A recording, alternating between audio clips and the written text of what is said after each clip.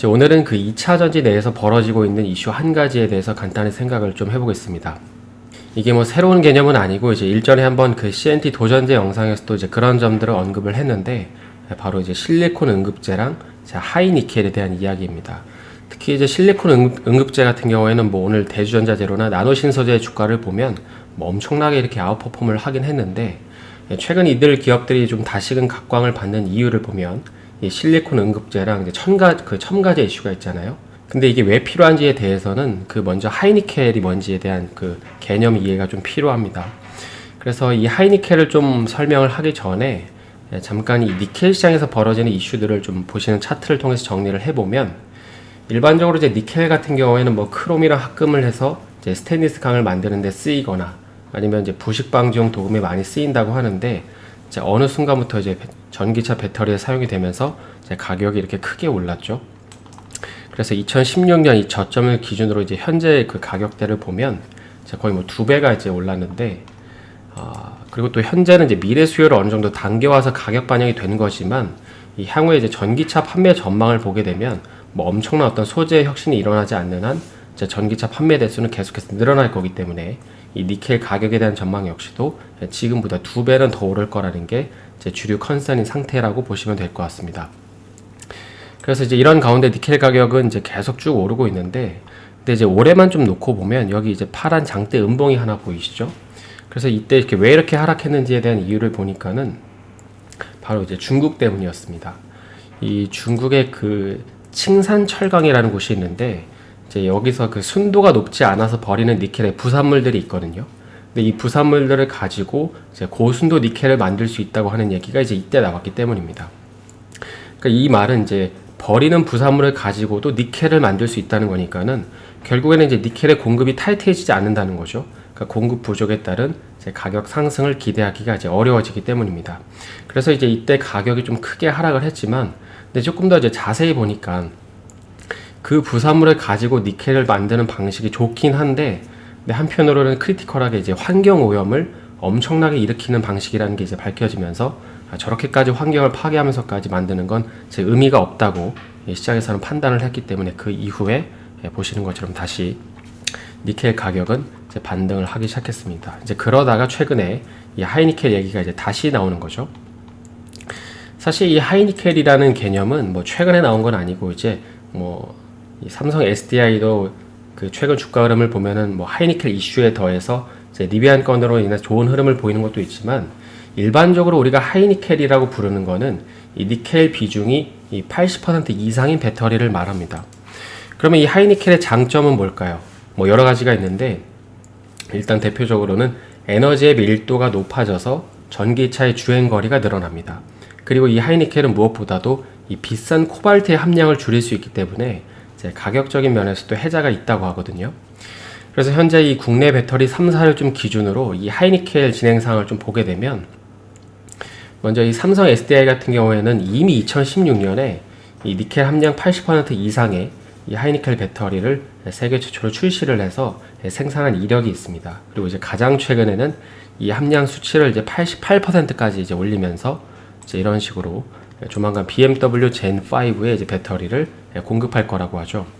참고로 이 Gen 5는 그 한 번 충전을 했을 때 최소 600km 이상 주행할 수 있는 차량이라고 합니다. 그리고 또 LG화학 같은 경우에는 뭐 올해부터 이제 니켈 함량을 90%까지 높이고 여기에 이제 망간까지 좀 섞은 배터리를 공급을 한다고 하고, 또 SK이노베이션 역시도 이제 니켈 함량이 뭐 거의 90%에 달하는 이 배터리를 미국의 이제 포드에다가 납품할 거라는 계획이 있다고 합니다. 그리고 이제 조금 더 들어가 보면은 이제 상장사는 아닌데 최근에 이 SM랩이라는 회사가 이 니켈 함량 98%의 그 하이니켈 양극재에 성공했다는 얘기가 있었거든요. 그러니까 상용화 되는 거는 논외로 치더라도 이 개발에 성공한 이력만 봤을 때 현재 가장 높은 수치가 94%라는 걸 감안하면 이 98%라는 거는 엄청난 연구 성과라고 할 수 있습니다. 그러면 이제 하이니켈이 뭐 이것도 좋고 저것도 좋은 걸 알겠는데, 이게 실리콘 응급제 사업을 하는 대주전자재료나 뭐 CNT 도전제 사업을 하고 있는 이 나노신소재랑 어떤 관련이 있는 걸까요? 바로 이제 이들 회사들이 하는 일이랑 이 하이니켈이 엄청난 시너지를 낼 수 있기 때문입니다. 이건 사실 간단하게 지금 전기차 배터리 산업이 직면한 이 문제에 대해서 생각을 해보시면 그 어느 정도 이해가 되시는데요. 그러니까 지금 전기차 배터리 앞에 닥친 문제들을 나열해 보면 뭐 이런 것들이 있죠. 무게는 덜 나가게 하면서 주행거리는 최대한 길게 하고, 그리고 이제 가격도 계속 낮추려고 하고 있는 건데, 그래서 이 방향으로 가는 과정에서 현재 양극 파트에서는 이 하이니켈을 통해서 에너지 밀도는 높이면서 주행거리를 늘리고 이제 무게를 낮추는데 이제 어느 정도 성공을 했다면, 이제는 이 리튬 이온을 받는 음극재 파트 역시도 실리콘 음극재를 통해서 에너지 밀도를 높이고 충전 속도 역시 단축되는 기술이 나와야 되지 않을까라는 이제 기대감이 있는 거죠. 그래서 실리콘 음극재가 이 양극 파트에서 이 하이니켈 같은 역할을 할 것으로 기대를 하고 있고, 그래서 그 방식은 대주전자 재료의 실리콘 음극재와 또 실리콘의 그 단점을 보완해줄 첨가제를 만드는 이 나노 신소재 CNT 도전제가 이제 기대를 받고 있는 거라고 보시면 될 것 같습니다.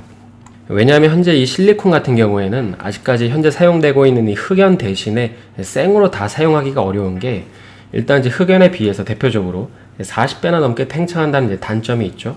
그리고 또 이렇게 전해액이랑 반응을 하게 되면 이 리튬의 숫자를 이제 줄여버리기 때문에 배터리의 용량 역시 줄게 하는 단점이 있기 때문입니다. 그리고 또 앞서 살펴본 이 전기차 배터리가 직면한 큰 문제 중에 하나가 이제 가격이잖아요. 근데 이 실리콘 같은 경우에는 그 2%만 추가가 돼도 이 음극재 비용이 10%가 올라가고, 그리고 만약에 이제 실리콘을 10%를 추가하게 되면 이제 음극재 원가 부담이 약 50%나 올라간다고 합니다. 그래서 아직까지는 좀 가격적인 부담이 이제 상당한 거죠.